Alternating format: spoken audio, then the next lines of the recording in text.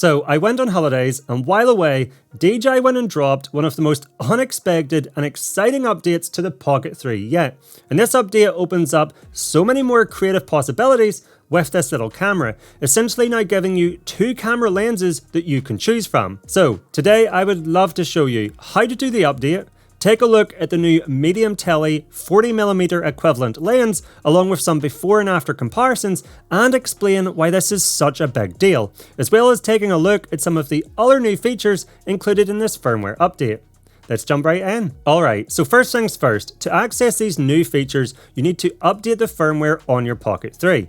Now to do this, it's really easy. You first want to make sure you have the DJI Mimo app downloaded and installed on your smartphone, and then with this open, once you turn on your DJI Pocket 3 and hold it near your phone, you will see this connect button appear on your phone screen.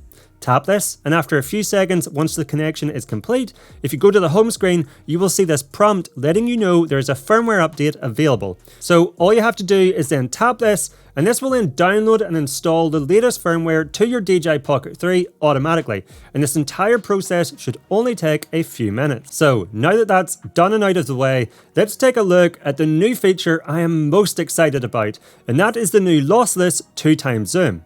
So previously with the Pocket 3, you could zoom in by dragging your finger up on the right side of the screen. Or if you tapped this zoom icon, you could then use the joystick to zoom in up to 2 times. However, this is just a digital zoom. So essentially all it was doing is cropping in on the image and then expanding that back out. So while the results look okay, you would find the image could get a little bit pixelated and lose some detail. Now though, if you take a look at the bottom of the screen, you will see this new little icon. And if you tap this, it will switch the camera to a 2x zoom like before, but the big difference here is that using some kind of wizardry, this new 2x crop mode has significantly better detail and clarity, and the image quality doesn't degrade like when using a digital zoom. So let's take a look at a few examples, just so you can see how good this is. So first up, this shot of a bridge, and this bridge was actually pretty badly damaged in a recent storm, so unfortunately it's closed. And this is using the normal video mode. But if we zoom in, on screen now, you can see a 2x shot using the older digital zoom, where you can use the joystick to zoom in, and for comparison, we have a shot using the new 2x lossless zoom. Now initially you might struggle to see the improvement, but if I crop the image in a little further and focus specifically on the writing, the sign saying this bridge is closed, you can see the difference is pretty big. The text on the image captured using the 2x lossless zoom is significantly clearer and easier to read. Here's another example of this sign, and again you might initially struggle to see the difference, but if we then punch in, you can just about make out the text on the video captured with the lossless zoom, whereas using the older digital zoom, the text is just pretty much a blur. There's quite a big difference between the two. One last example is this footage I captured of me standing in this doorway, and if you look at the detail around the door specifically, it's quite intricate. You can see this is much clearer using the new 2x lossless zoom. But actually, the image is also quite a bit cleaner as well compared to the noisier image captured with the older digital zoom. Now, why do I think this is such a big deal? Well, essentially, you now get an additional lens you can use with the Pocket 3, allowing you to get more creative. You get the nice wide 20mm equivalent focal length using the normal video mode, but you can also now punch into a tighter 40mm equivalent focal length and not have to worry about losing too much quality. So this is an example using the normal video mode on the Pocket 3. Now when you use the normal video mode, it has a 20mm equivalent focal length, which as you can see is quite wide, but this does allow you to get in a lot of your background and surroundings. But what if you wanted to punch in a little bit? Well, now I have switched to the new 2x medium tele mode. And as you can see, because this has a 40mm equivalent focal length, it's brought the camera much closer to me. And it's removed that vlog appearance that goes hand in hand with those wider focal lengths, and I think it looks really good. It's also worth remembering, if you have the creator combo, you also have the wide lens adapter, which widens the image to a 15mm equivalent. So in this small, compact little bundle, we can now achieve 3 different focal lengths. So this is what the 15mm equivalent wide angle lens looks like on the Pocket 3. And if I remove it, this is now what the 20mm equivalent standard video mode looks like on the Pocket 3. And then this is what the new 2x lossless zoom, which has a 40mm equivalent, looks like on the Pocket 3. Now, oddly enough, the older digital zoom is still available on the Pocket 3 even after you update it. So you want to make sure you're using that little icon at the bottom of the screen to use the new improved zoom and not using the joystick. However, something I have noticed is that when you do use the new 2x lossless zoom, you can then use that older digital zoom again on top of this to achieve a 4x zoom. Now, while this does start to include some digital cropping, because it's on the initial lossless 2x image, the quality is still pretty good. And if it's only for uploading to social media, I find it to be pretty usable. So this all sounds too good to be true.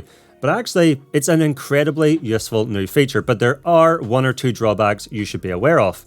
Firstly, you can't use active track with the new lossless 2x zoom. So if you thought this might be good to get the camera closer to you while it tracks you, this is not currently possible. It's also not available in night mode, and the max ISO is capped at 1600, so this zoom won't be ideal when filming in lower light. You also can't use this new zoom mode after you have started recording. So previously with the digital zoom, you could zoom in or out while doing a recording, but once you hit record on your Pocket 3, you can no longer choose the new 2x lossless zoom. So you have to decide whether you want to use it or not before you hit record. The biggest caveat, however, is the fact this new mode only works with the normal color profile. You cannot use it if you wish to record in HLG or D-Log-M, so that could be quite limiting for some. Now, just quickly, I wanted to say, if you're getting value from this video, please let me know by giving me the thumbs up and clicking that like button down below. And if you love all things Pocket 3, but also drones, gimbals, action cameras and more, and want to learn about the best settings to get up and running quickly, along with tips and tricks to help you get more cinematic videos and better looking images with your gear, then please consider clicking that subscribe button down below, and when you're down there, be sure to check the notification bell so that you will be alerted when my new videos are released. It would be greatly appreciated. Alright, now another new improvement that has been added to the Pocket 3 is a setting called breathing compensation, and this corrects for focus breathing. Now, if you don't know what focus breathing is, you might have encountered it if you are trying to use the Pocket 3 to capture an object up close. When switching between focusing on something really close and then something really far away, such as the background, you will notice that the field of view or perspective actually changes, and sometimes this can be quite dramatic, often making objects' sizes appear inconsistent between shots. Well, now if you swipe from right to left on the screen, you will see an option called breathing compensation. Now by default this is off once you do the update, so you will have to go in and turn this option on after you've updated Pocket 3.